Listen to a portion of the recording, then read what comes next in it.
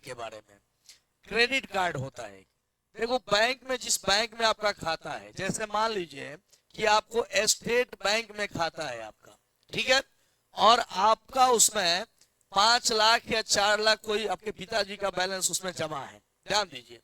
तो बैंक वाला जो है आपको फोन करेगा, और फोन करेगा और कहेगा कि आप क्रेडिट कार्ड हमारे यहाँ से ले जाइए, इशू करवा लीजिए, और 70,000 रुपया का यह क्रेडिट कार्ड है। अब इसके बारे में समझिए, उस क्रेडिट कार्ड का लिमिट कितना दे दिया, 70,000। मतलब बैंक को यह विश्वास हो गया है कि यह हमारा पुराना ग्राहक है।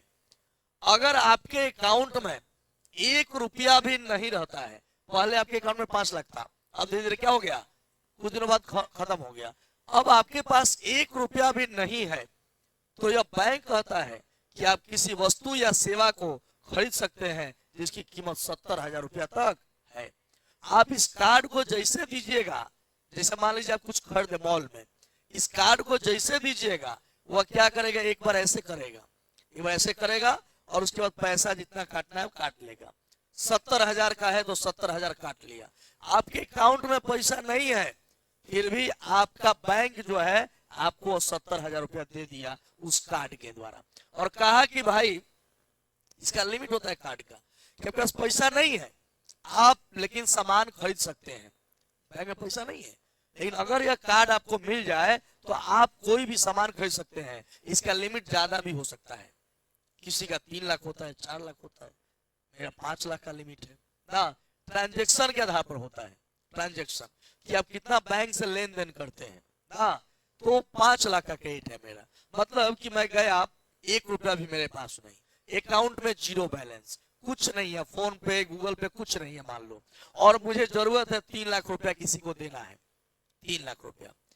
कोई मान लो कि किसी के यहाँ कोई जरूरत है, 3 लाख रुपया का सामान खरीदना है, उसका घर में शादी है, खरीदा सामान और मैं दे दिया, स्विप किया, 3 लाख रुपया काट लिया, मेरे अकाउंट में पैसे नहीं था,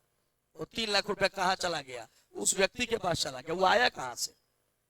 वो बैंक ने आपको ऐसे ही दे दिया है, और कहा है कि आप हमारे बहुत पुराने ग्राहक हैं, इसलिए आप इसको 45 दिनों के अंदर, हर बैंक का अलग अलग होता है, 45 दिनों के अंदर अगर आप पैसा दे देते हैं तो आपको जो है एक्स्ट्रा पैसा नहीं देना पड़ेगा। अगर 45 दिन का दिन पार कर जाएगा तब दोगे तो वह कहेगा कि हम सूद अब इसका लेंगे, और उसका सूद के रूप में पैसा लेगा, और नहीं तो 45 दिन के अंदर दे दोगे तो 1 रुपया नहीं लगेगा।